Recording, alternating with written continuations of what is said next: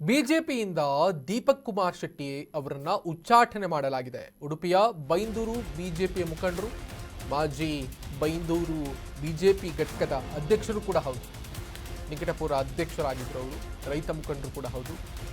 ಹಾಗಾಗಿ ಒಂದಿಷ್ಟು ಶಾಸಕರು ಮತ್ತು ಅವರ ನಡುವೆ ಒಂದಿಷ್ಟು ತುಂಬ ಕ್ಲಾಶಸ್ ಇತ್ತು. ದೀಪಕ್ ಕುಮಾರ್ ಶೆಟ್ಟಿ ಮತ್ತು ಗುರುರಾಜ್ ಶೆಟ್ಟಿ ಗಂಟಿಹೊಳೆ ಅವರ ನಡುವೆ ಬಹಳ ದೊಡ್ಡ ಭಿನ್ನಮತ ಎದುರಾಗಿತ್ತು.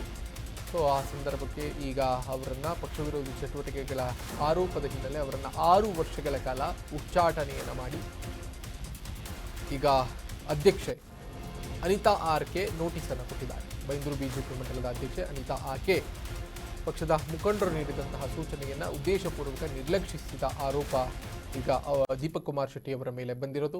ಪಕ್ಷದ ಅಧಿಕೃತ ವೇದಿಕೆಗಳನ್ನು ಬಿಟ್ಟು ವಿರೋಧಿ ಚಟುವಟಿಕೆಗಳಲ್ಲಿ ತೊಡಗಿಸಿಕೊಂಡಿದ್ದಕ್ಕೆ ಶಿಸ್ತು ಕ್ರಮವನ್ನು ಈಗ ಅವರ ವಿರುದ್ಧವಾಗಿ ತೆಗೆದುಕೊಳ್ಳಲಾಗಿದೆ.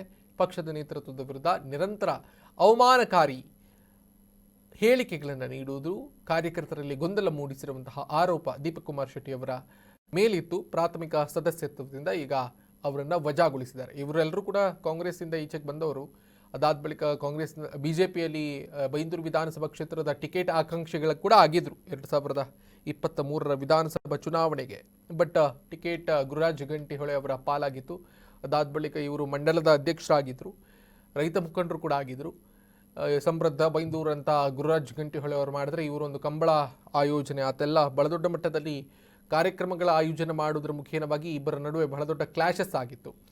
ಇತ್ತೀಚೆಗೆ ಪಟ್ಟಣ ಪಂಚಾಯತ್ ವಿರೋಧಿಸಿ ಇವರು ಕೂಡ ಹೋರಾಟವನ್ನು ಮಾಡಿದರು. ಜಿಲ್ಲಾಡಳಿತದ ವಿರುದ್ಧವಾಗಿ ಪಟ್ಟಣ ಪಂಚಾಯತ್ ಎದುರುಗಡೆ ಎಲ್ಲವೂ ಕೂಡ ಮಾಡಿದರು. ಬಟ್ ಈಗ ಅವರನ್ನು ಉಚ್ಚಾಟಿಸುವಂಥ ಕೆಲಸವನ್ನು ಮಾಡಿದೆ.